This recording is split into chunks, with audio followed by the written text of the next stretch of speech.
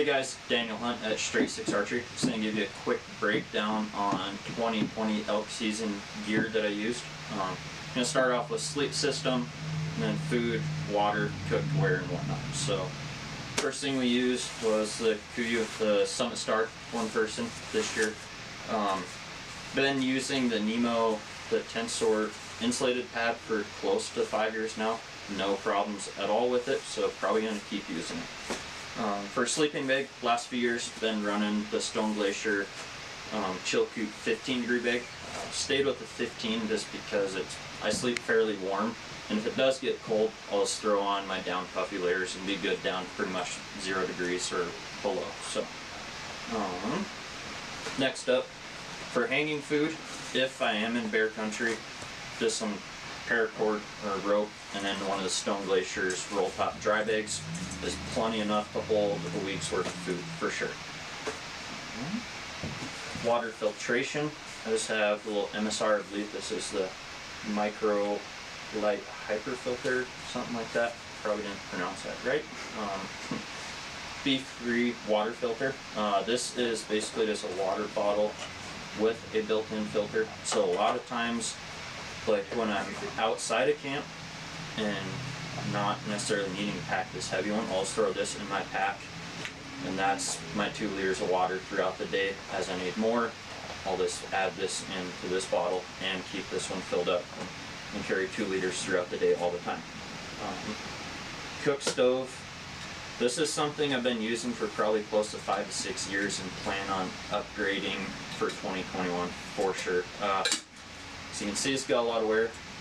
This is an old stainless steel Stanley cook pot. MSR, this is the Pocket Rocket. Can't remember what generation, I believe it's the 1st generation, so it's pretty old. Then do use the Optimus windshield, works really well. And then this is an MSR Sport, folding sport, folds down really small, works awesome. And just carry a little lighter for lighting that stove. That. Pretty much it for sleep system and water filter. And then on the food, these are kind of some of my favorite meals. So for breakfast, I'm not a big fan of oatmeal anymore, just not. So I'd rather just do granolas, something a little more flavor to it. Dinner, 3-cheese chicken pasta from Alpine Aire is probably my favorite from them. And then my 2 favorites from Peak Refuel have been the beef pasta marinara and that chicken pesto pasta. Those 2 are awesome. Throughout the day for snacks, generally speaking, I'll do a couple honey stingers, just some almond butter, do a tortilla and a honey packet for a snack like that, and then some homemade jerky, Epic bar, some almonds, maybe a cheese stick or something if it's cool enough out, but that's pretty much it for food. Alright, next we're just going to run over the backpack itself. So this is the Stone Glacier Sky 5900 bag. Right now I don't have the lid on it. Been doing more day hunts, haven't done a bivvy hunt in a few weeks. So during bivvy hunts I'll usually always have that lid on there if I need the space, and then I'll take it off when I get into camp. I ended up going with the Evo frame on here. Fit my back the best, and it's a few ounces lighter, so not a bad deal. On the hip belt pocket, I did do the large, mostly because I run the full-size Garmin InReach, not the mini. So the large fits that, as you can see, quite a bit better in there. So got basically the InReach in there, and then headlamp, some spare elk calls, some bullets for my pistol. This other thing, everywhere I go in archery season, I pack my sidearm right here on the other side. Just pop 2 straps off, throw your holster under there, and you're good to go. I'll just touch on a few items that we carry.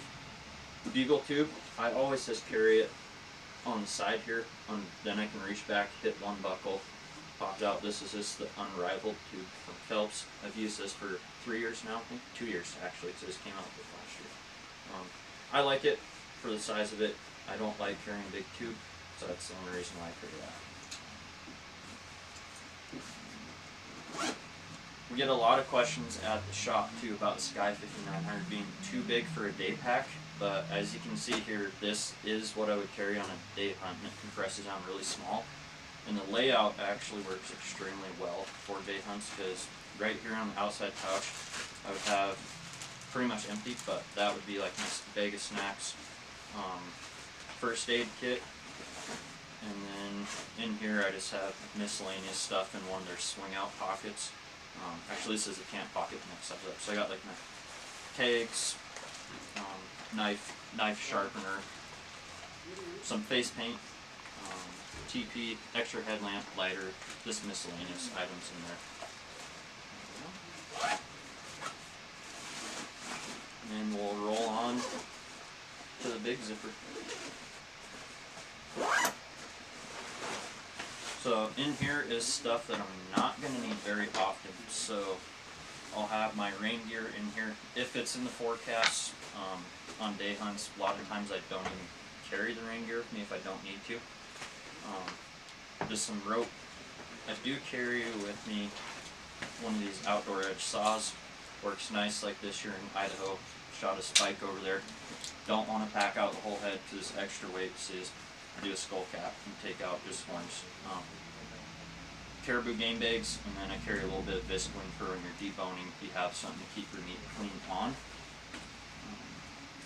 This bag here, really quick. This is kind of my like archery SOL bag. Extra release stuff that I do cord.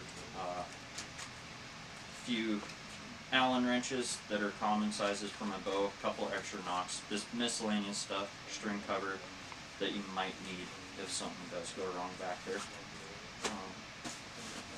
In my dry bag, I usually will carry my down puffy in here, and then like smaller stuff, extra pair of socks, rain fly cover, gloves, beanie, whatnot in here. Stuff that I just don't need very often I put in here.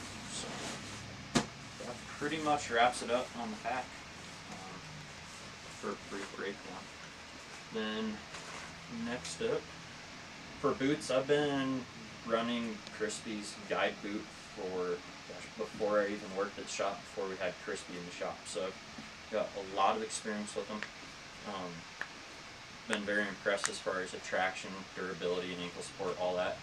These ones are a non-insulated pair, just for earlier in archery. I do run their 200 gram, like it's October 21st, it's definitely time to start breaking the 200 gram out, because it is getting a little colder.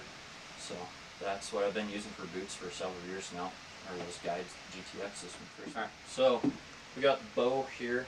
This year I've been shooting the Carbon Arts 4 Ultra. I've always preferred the Ultra series, or not the Ultra series in specific, but a longer axle to axle bow. This is a 34-inch axle, 6 3/4 brace. I just like the longer axle, the added stability, and the longer brace height for a little better forgiveness. Naturally going to be a little bit slower, but it's alright with me. This one right now, I'm running the Gold Tip Kinetic Pierce Platinum in the 300 spine. Got additional, I believe I have 95 grains in insert weight up front, and then the 100 grain Iron Will S100.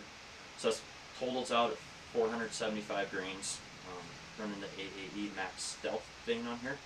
And that's pushing that arrow right about 275 feet a second. My drawing's 29 inches, shooting 70 pounds flat on that bow. And then for the quiver on here, last couple of years I've been running the Hoyt 2-piece carbon solo in the 6 arrow. The reason why I like these ones so much is they fit very close to the bow and they balance extremely well on the Hoyts. For the rest, I've been using pretty much exclusively these Hamskea Hybrid Hunter Pro. This one's just a standard, not the micro adjust, but they are extremely tough, extremely durable on the launcher arms, and everything's constructed very sturdily. All made in the US, which is very nice too. On the site here, this is Auction Archery. This is actually kind of a custom built site. So it's got the 8-pin housing. I did 6 pins in it, 5 fixed in the floater, and then I had them put the standard base on it. I personally like my sight closer into the riser just to steady things up and shave some weight on that sight. And then stabilizer, I did just a 10-inch micro hex off the front. Been really happy with the micro hex bars as far as taking out vibration.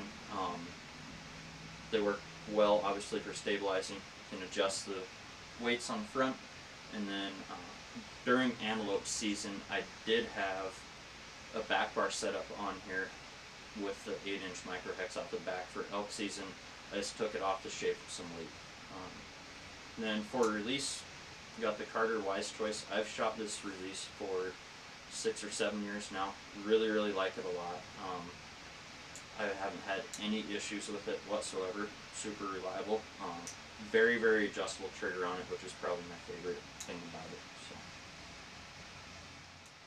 Alright guys, so that's a wrap on that gear breakdown. If you like what you saw, just hit the link down below in case he's going to have it, where I'll shoot you over to the website and you can check out any of the products that I used for 2020 season there.